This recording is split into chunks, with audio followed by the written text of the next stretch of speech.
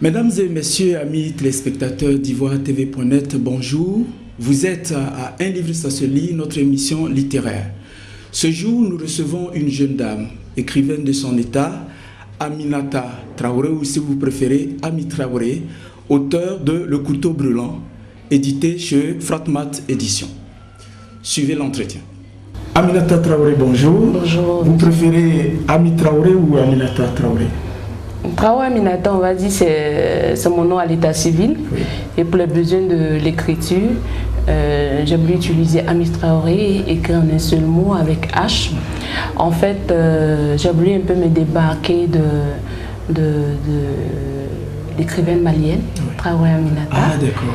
Qui est, voilà, je vais dire qu'elle est déjà très connue. Oui, c'est ça. Voilà, donc je pense que si l'œuvre sortait encore sous le nom de Traoré Aminata, peut-être qu'on allait beaucoup plus penser à elle. Oui. Mais voilà, voilà. Donc, très bien. Donc nous vous avons invité pour parler de votre livre, un roman, Le couteau brûlant. Oui. C'était un roman de 68 pages. Oui. Alors qu'est-ce que c'est le couteau brûlant? Le couteau brûlant, c'est un couteau qui brûle. Oui. Le couteau brûlant, c'est l'instrument qui sert à la pratique de l'excision. Le couteau, c'est un couteau qui coupe pas les rues. On ne trouve pas ce couteau sur le marché, mais c'est l'instrument dont se sert l'exciseuse pour la pratique de l'excision. Donc ce roman, on va dire que, excusez-moi, ce roman évoque un thème d'actualité, les mutilations génitales féminines ou encore, si vous voulez, l'excision. Très bien. Donc c'est de cela qu'il est question dans votre livre. Nous partons déjà de la couverture. Et là, on voit une dame qui porte le deuil. Oui. Tiens, elle semble vous ressembler. Ce serait vous ça? Oui. Vous. Donc vous êtes en deuil. Aminata Traoré est en deuil. C'est ça? Oui. Oui, au sens, on va dire au sens figuré du thème. Oui. Parce que n'oublions pas que ce roman est une œuvre autobiographique. Oui.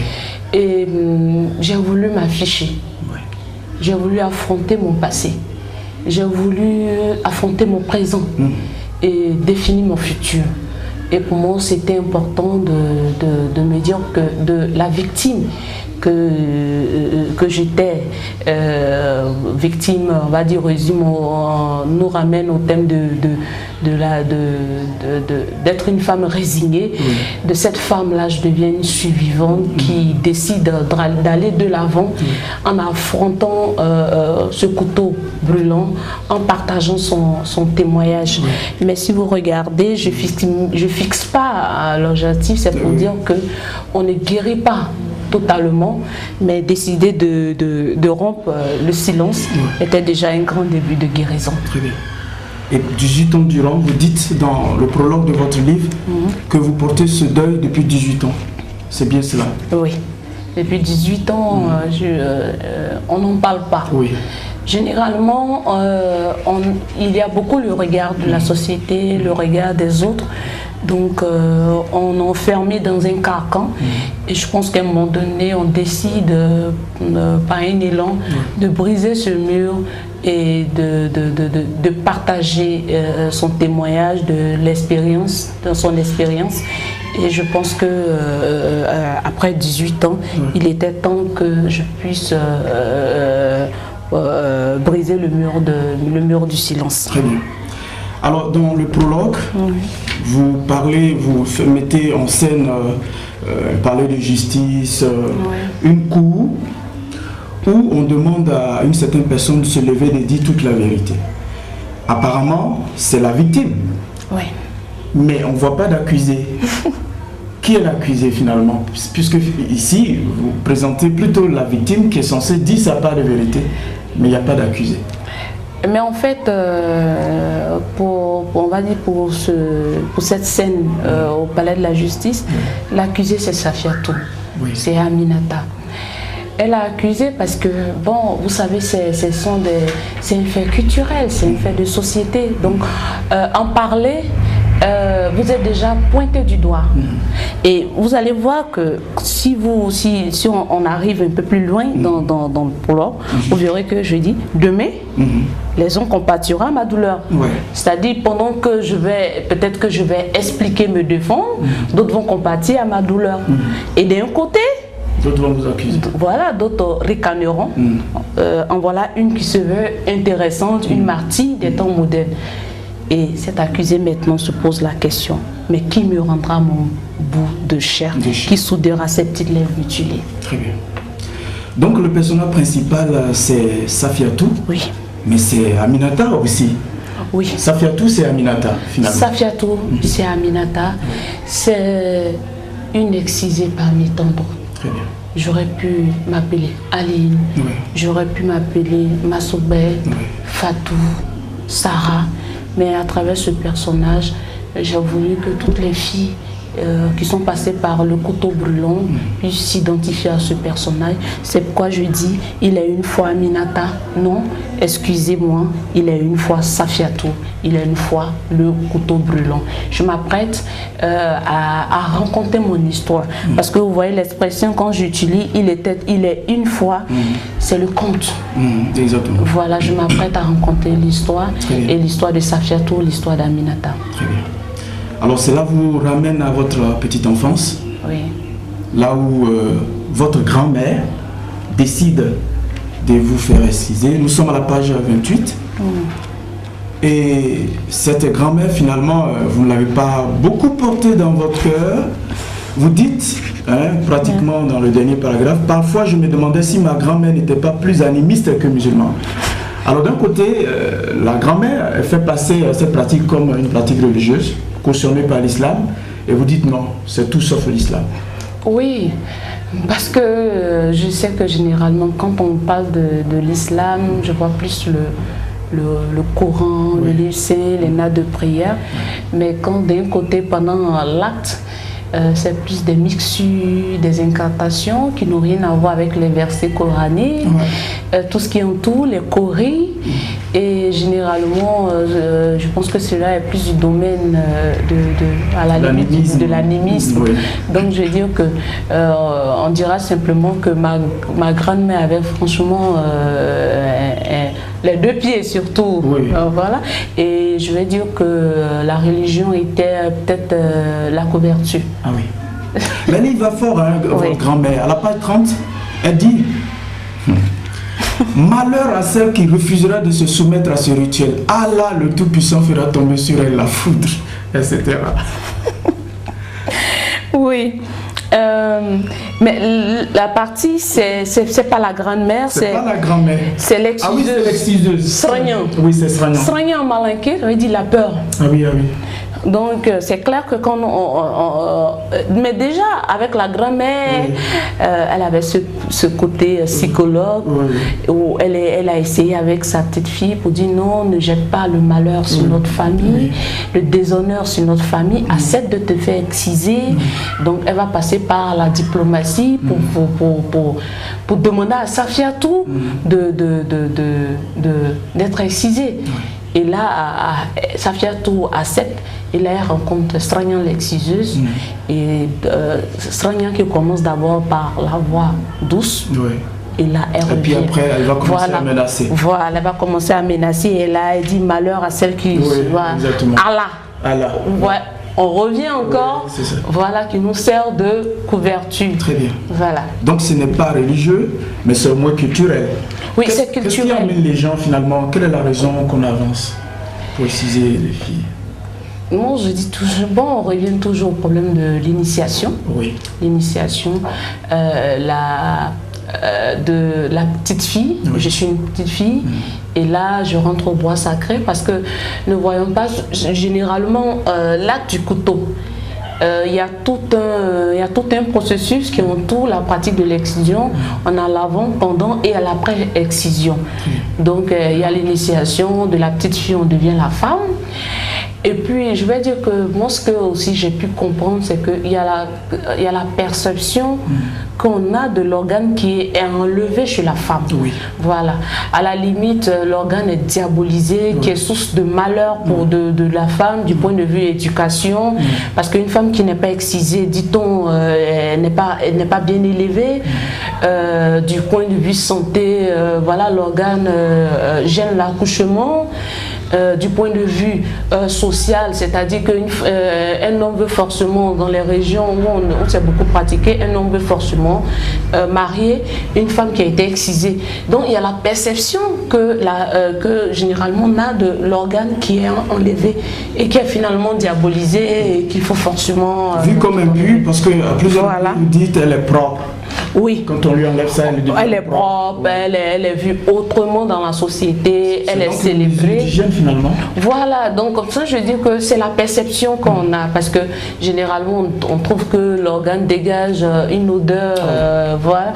Donc ça dépend de tout ce qui est comme préjugé, qui entoure voilà, la pratique voilà, de l'excision. Très bien. Voilà. Alors Safiatou, alors c'est sa grand-mère donc qui va arranger son excision.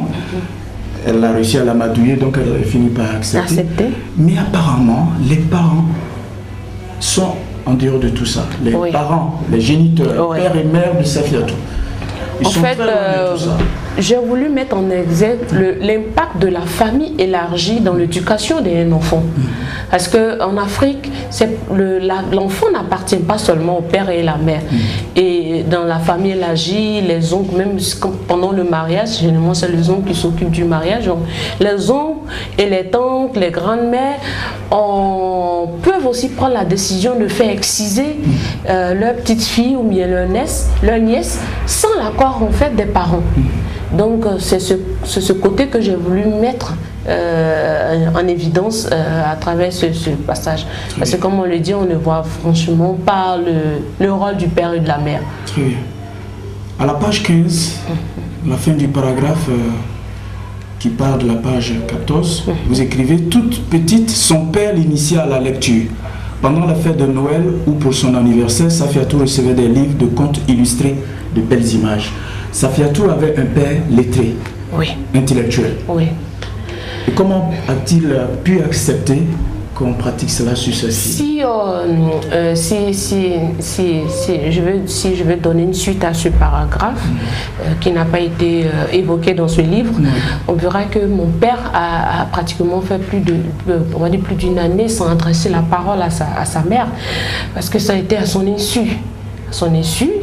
Et vous avez dit tout à l'heure, il est lettré. Ma mère, elle m'a été victime de l'excision, donc il ne voulait pas. Et voilà, avec les vacances scolaires chez la grand-mère, le couteau, bon, quand il est passé, voilà, on en profite. Voilà, donc c'est fait, et puis bon, c'est sa mère, voilà, ben, ça a été, je pense que difficile pour mon père, parce que il disait toujours qu'il a l'obligation de me protéger. Et bon, il sent qu'il a été impuissant, parce que il s'en voulait jusqu'à sa mort. Je pense que on a eu à échanger sur la question, c'était vraiment délicat, et il s'en voulait. Il a même demandé voilà, pardon avant de partir. Donc je pense que ça a été ça a été vraiment difficile pour lui aussi. Voilà. Et puis bon, dans la lutte contre l'exclusion, je demande en fait à chacun de jouer son rôle, que ce soit les intellectuels, parce que moi, Mitra, je ne suis pas né écrivain. On devient. On va y arriver tout à l'heure. Alors finalement, Safiatou, elle accepte de se faire exciser. Et vous dites, quand on prend la page 42, ce qui amène les jeunes filles finalement à accepter. Vous voyez, c'est tous les artifices qu'on met autour, les cadeaux qu'elles sont censées recevoir, tous les éloges. Vous dites, tant d'éloges pour nous glorifier, tant de paroles pour exalter notre courage. Oui, j'étais fier d'être une excisée. Je faisais désormais partie d'une élite. Oui, mais Écoutez, quand la griotte vous dit, population de la grande cité, l'heure a sonné. Sortez, accourez, venez accueillir les reines de la savane. Ouais. Bravant la peur, elles ont brandi le trophée du courage et de l'honneur. Ouais. Aujourd'hui, nous les célébrons. Il n'y a rien de tel. Pour une fille de 8 ans en plus. Oui, parce que à 8 ans, voilà, on a le bruit des tam-tams, il y a du bon poulet, de la sauce. Je vais dire qu'en ce moment, on ne prend pas réellement conscience de tout ce qui sera conséquence. Voilà, on sait juste qu'il y a un couteau qui est passé par là, on a absorbé la douleur. Et que maintenant on est célébré, et que pour une journée, on est le centre. On est le centre d'attention de tout le village, de tout le quartier. Et c'est ça ce qui était le plus important pour Safiatou. Seulement 10 ans après, les plaies psychologiques étaient encore assez payantes. Oui. Et vous étiez toujours malade, enfin Safiatou était toujours malade jusqu'à ce que la guérison soit déclenchée à partir de sa rencontre avec un homme. Oui. Avec sa rencontre avec Alex Karamoko. Mais vous avez vu dans la première partie, elle avait déjà rencontré... Ça a échoué avec Amidou. Ibrahim plutôt. Ibrahim. Oui. Mais avec Alex Karamoko, elle était en confiance. Et je pense que, on va dire juste, c'est l'amour. C'est l'amour. On va vous citer à la page 50, à la fin du paragraphe au milieu, vers la fin, vous dites, à compter de ce jour, la guérison de Safiatou s'enclencha car si l'amour a le pouvoir de détruire, il a aussi celui de guérir. Et à la page 52, vous allez, après le paragraphe en italique, vous dites, Safiatou avait atteint le point culminant du désir sexuel. Donc la guérison est partie de ses rapports intimes avec... Parce qu'aujourd'hui, généralement, qu'est-ce qui est dit? La femme est excisée, j'en parle dans l'ouvrage, la femme est excisée, pareil, à une bouteille de champagne qui ne pétille pas, une maison sans gardien, sans sel, voilà, elle est frigide. Et aujourd'hui, on comprend mieux avec le personnage d'Alex Karamoko que c'est juste qu'il faut lui accorder l'attention, l'affection, qu'elle soit excisée ou pas, une femme a besoin d'attention, d'affection et qu'elle se sente rassurée parce que l'amour c'est une fusion, c'est deux personnes, c'est un partage. Voilà, donc je pense que Alex a su trouver les mots qu'il fallait et planter ce décor là et je pense que cela a beaucoup aidé Safiatou. Très bien. À la page 13, vous dites, vous faites dire à un de vos personnages, vous dites là où... Et puis, la femme a d'autres points sensibles que le clitoris et une relation n'est pas que sexuelle. En fait, aujourd'hui dans cette lutte contre l'excision, j'essaye aussi de recadrer le débat. Voilà. Parce que quand on me dit, parce qu'on en évoque aujourd'hui le clitoris ou même les petites les grands lèvres, j'ai entendu dire que ce sont des femmes incomplètes qui ne peuvent même pas s'épanouir dans leur vie et dans leur foyer. Je dis, je m'inscris en faux. Parce que jusqu'à preuve du contraire, excusez-moi, on nous a fourni aucune étude qui démontre que parce que j'ai été excisée, je n'arrive pas à avoir du plaisir parce que généralement elles sont excisées à l'âge de 0 et 10 ans et je ne pense pas qu'en ce moment qu'elles soient en activité sexuelle et même si elles sont en activité sexuelle, il faut qu'elles soient clitoridiennes. Donc je pense que le plus important, c'est dans la tête. La peur que l'homme découvre cette cicatrice que les autres femmes n'ont pas. La peur que l'homme découvre ce kéloïde qui fait qu'il y a un blocage dans la tête. Et je pense que c'est pas le fait qu'elles ont. Il y a beaucoup de femmes qui ont été victimes de l'excision, mais qui ont une vie de famille épanouie, qui ont des enfants. Et je pense qu'il faut recadrer le débat à un moment donné pour éviter aussi de blesser et d'offenser. Très bien. Vous présentez aussi l'écriture comme ayant contribué à la guérison de Safiatou. Écrit son histoire. c'est important. Oui. Mettre des mots et des lettres sur sa douleur, sur sa souffrance est un grand début de guérison. Partager son expérience nous grandit. Oui. Moi je dis dans ce livre, le roman, ou bien le livre n'a pas besoin de visa, ni de passeport, mais il voyage. Et vous allez voir qu'avec ce livre, vous allez trouver d'autres personnes. Juste après avoir lu le paragraphe où, par exemple, on insiste le couteau qui entre dans la chair, peut permettre à toutes ces personnes de réfléchir et de se dire non, c'est vrai que j'ai été excisée, mais je décide de mettre un thème à ce cycle. Très bien. Alors Safiatou, finalement, quand elle a été guérie, par la présence de son ami, son chéri Alex, va se lancer avec ses encouragements dans les ONG. Oui. Pourquoi, justement? La question. Pour continuer, on va dire que on va pas dire pour achever son traitement, mais pour toujours continuer, parce que rencontrer d'autres victimes, apporter aussi son témoignage, aller rencontrer nos parents qui continuent, on va dire les conservateurs, aller apporter le témoignage, échanger, c'est déjà bon. Le travail communautaire est un enrichissement pour soi et pour les autres. Donc il n'y a rien de tel. Et aujourd'hui, Dieu merci, avec les ONG, je pense que Safiatou Aminata, elle arrive à s'affirmer et à continuer à être la voix, comme le dit Aimé Césaire, la voix de ceux qui n'ont point de bouche. Exactement. Alors, vous évoquez à la page 68 une loi de 1998 qui interdirait l'excision en Côte d'Ivoire. N'empêche que toutes les femmes de la sous-région viennent se faire exciser ici. Est-ce à dire que l'État ivoirien n'est pas un État fort, pour que là où elles sont traquées, eh bien, finalement elles viennent se réfugier en Côte d'Ivoire pour le faire à visage découvert?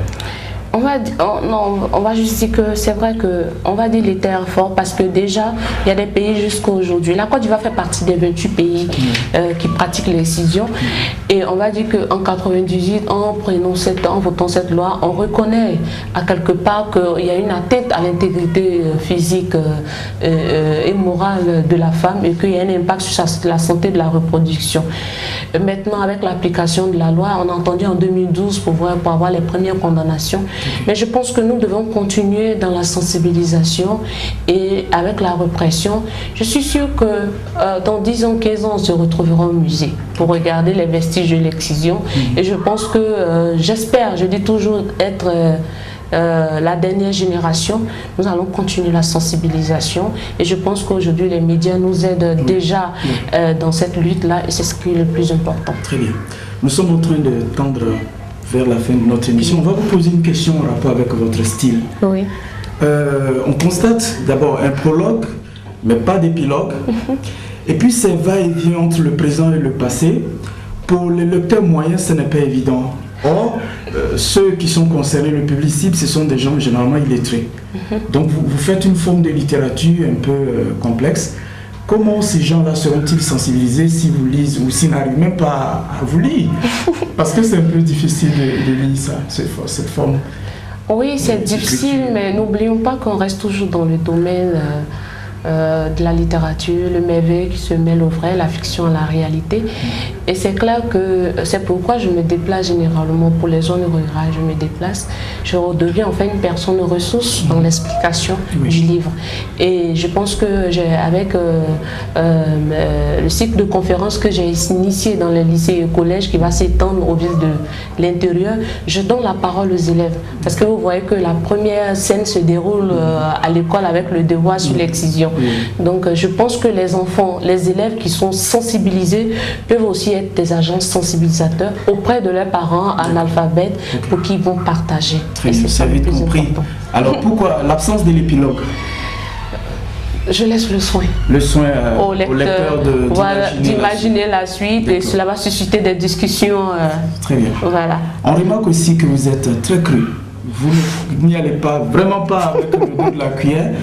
L'enfant déchiré ma chair jusqu'à l'anus. Et il y a beaucoup d'expressions comme ça, Aminata, pour une dame. Aucune pudeur quand vous parlez de ces choses-là. Oui, mais je pense qu'en Côte d'Ivoire, on a toujours beaucoup entretenu la sensibilité. Oui. Et généralement, vous savez, les femmes sont éduquées à museler leur souffrance. Et vous savez, je dis toujours, une femme qui va accoucher, elle est entre la vie et la mort, c'est clair. Donc imaginez sa souffrance lorsqu'elle a été excisée. Et là, quand je vais dire non, voilà, on a fait une épisiotomie, tout ça, avec la dame assise au fin fond de sa case qui veut continuer à exciser, elle ne comprend pas. Je dis non, l'enfant a déchiré. Voilà, parce qu'il n'y a pas de passage, il n'y a pas de route. Et je dis toujours, on utilise ces mots sans toutefois verser dans la vulgarité pour essayer. J'utilise beaucoup l'hyperbole, j'exagère les faits pour interpeller encore nos parents sur l'ampleur de la pratique de l'excision. Aminata Traoré, merci beaucoup d'avoir accepté notre invitation.